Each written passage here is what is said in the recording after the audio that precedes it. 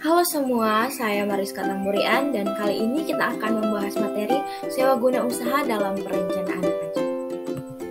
Yang pertama, berdasarkan Standar Akuntansi Keuangan Nomor 30 Revisi Tahun 2007, pengertian sewa atau lease adalah suatu perjanjian di mana lessor memberikan hak kepada lessee untuk menggunakan suatu aset selama periode waktu yang disepakati. Sebagai imbalannya, lessee melakukan pembayaran atau serangkaian pembayaran kepada lessor. Yang kedua, berdasarkan Keputusan Menteri Keuangan Nomor 1116 Tahun 1991, pengertian sewa guna usaha atau leasing adalah kegiatan pembiayaan dalam bentuk penyediaan barang modal baik secara sewa guna usaha dengan hak opsi atau finance lease maupun sewa guna usaha tanpa hak opsi atau operating lease untuk digunakan oleh lessee selama jangka waktu tertentu berdasarkan pembayaran secara berkala.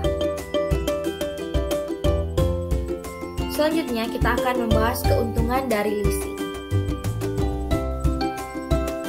Keuntungan leasing yang pertama yaitu fleksibel, artinya struktur kontrak dapat disesuaikan dengan kebutuhan perusahaan, yaitu besarnya pembayaran atau periode lease dapat diatur sedemikian rupa sesuai dengan kondisi perusahaan.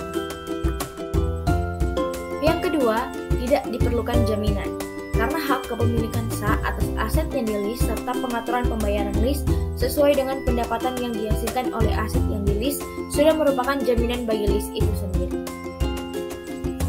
Keuntungan leasing yang ketiga yaitu capital saving. Dengan melakukan leasing, maka lease dapat mempergunakan aset tetap tanpa harus mengeluarkan dana dalam jumlah yang besar sekaligus. Dana yang ada dapat dipergunakan untuk membiayai proyek-proyek lain atau sebagai cadangan untuk pengeluaran-pengeluaran musiman.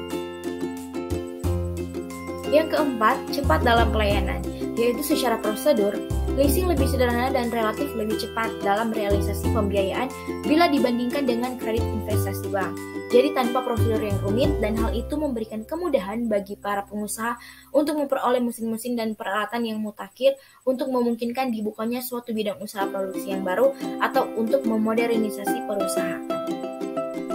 Selanjutnya kita akan membahas kerugian leasing. Kerugian leasing yang pertama yaitu pembiayaan secara leasing merupakan sumber pembiayaan yang relatif mahal bila dibandingkan dengan kredit investasi dari bank. Hal ini terjadi karena sumber dana lessor pada umumnya dari bank atau lembaga keuangan bukan bank. Yang kedua, bagi para perusahaan tertentu, kadang-kadang timbul masalah prestis antara memiliki barang modal sendiri atau lease. Yang ketiga, resiko yang lebih besar pada lessor. Artinya, adanya tanggung jawab yang menuntut pihak ketiga jika terjadi kecelakaan atau kerusakan atas barang orang lain yang disebabkan oleh lease property tersebut.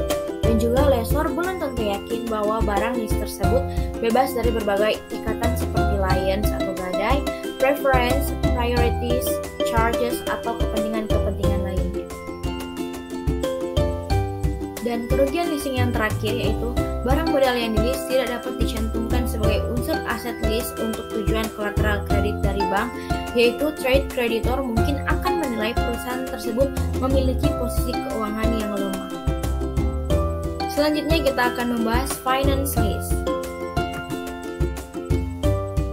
Berdasarkan Standar Akuntansi Keuangan Nomor 30 Revisi Tahun 2007, sewa pembiayaan atau finance lease adalah sewa yang mengalihkan secara substansial seluruh risiko dan manfaat yang terkait dengan kepemilikan suatu aset. Hak milik pada akhirnya dapat dialihkan dan dapat juga tidak dialihkan. Menurut Kieso, Wegen, dan Warfield, satu atau lebih kinerja yang harus dipenuhi sehingga sewa guna usaha tersebut dapat digolongkan sebagai finance lease, yaitu yang pertama, pemindahan kepemilikan ke leasing.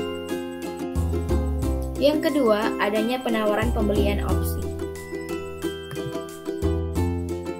Yang ketiga, lease term setara dengan atau lebih besar dari 75% dari estimasi masa manfaat lease property. Dan yang keempat, present value dari minimum lease payment atau tidak termasuk biaya eksekutori sama dengan atau lebih dari 90% dari fair value lease property. Berdasarkan keputusan Keputusan Menteri Keuangan Nomor 1169 Tahun 1991, kegiatan sewa guna usaha digolongkan sebagai sewa guna usaha dengan hak opsi apabila memenuhi semua kriteria sebagai berikut.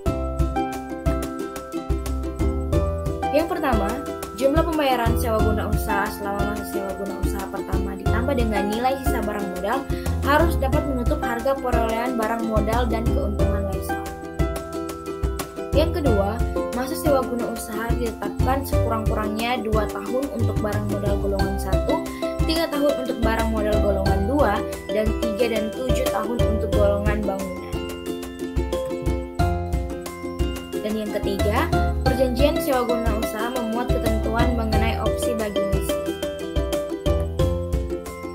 Selanjutnya kita akan membahas perlakuan pajak atas leasing.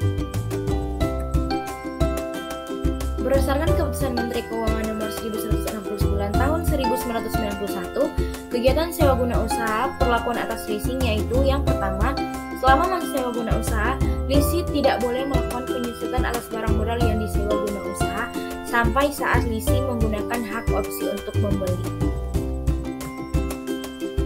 Yang kedua, setelah lessee menggunakan hak opsi untuk membeli barang modal tersebut, lessee melakukan penyusutan dan dasar penyusutannya adalah nilai sisa atau residual value barang modal yang bersangkutan. Yang ketiga, pembayaran sewa guna usaha yang dibayar atau terutang oleh lessee kecuali pembebanan atas tanah merupakan biaya yang dapat dikurangkan dari penghasilan bruto lessee sepanjang transaksi sewa guna usaha tersebut dapat digolongkan sebagai sewa guna usaha dengan hak opsi. Yang keempat, dalam hal masa sewa guna usaha lebih pendek dari masa yang ditentukan, Direktur Jenderal Pajak melakukan koreksi atas pembebanan biaya sewa guna usaha.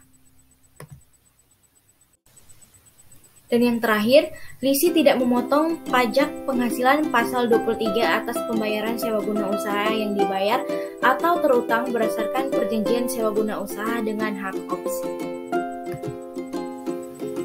Nah, itu dia materi sewa guna usaha dalam perencanaan pajak. Saya Mariska Esther Tamburian. Thank you for watching and see you on the next video. Bye!